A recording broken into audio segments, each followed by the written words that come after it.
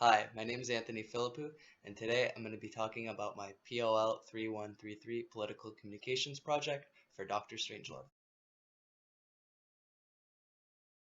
I studied political communications at three different levels: the municipal level, the provincial level, and the federal level, and the presentations that I saw ranged from speakers that were MPs to city councilors and even a mayor.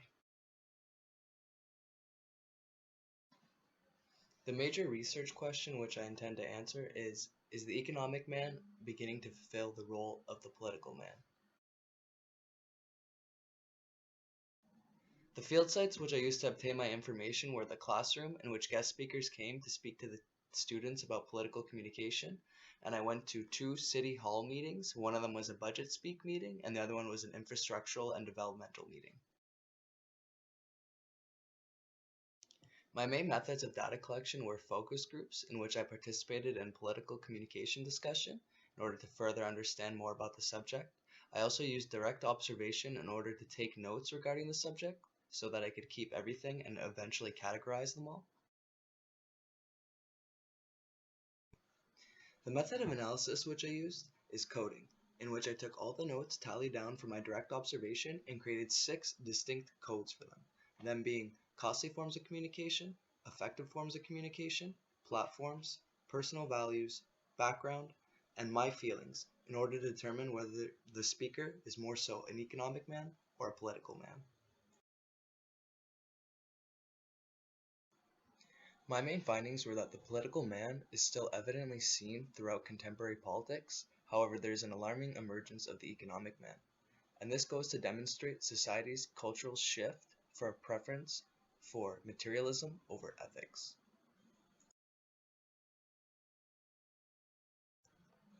I feel as if that society should collectively choose ethics over materialism, and that the emergence of the economic man within contemporary politics just demonstrates society's preference for materialism over ethics.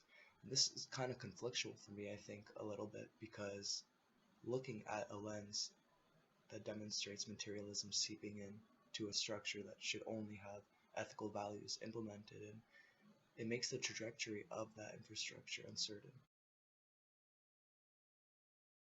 This study is important because it demonstrates the complexities of a capitalistic democracy.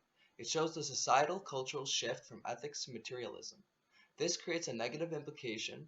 If deliberative decision-making is being conducted on an economic basis rather than on an ethical basis, it will end up subverting the very meaning of democratic decision-making to more or less economic decision-making.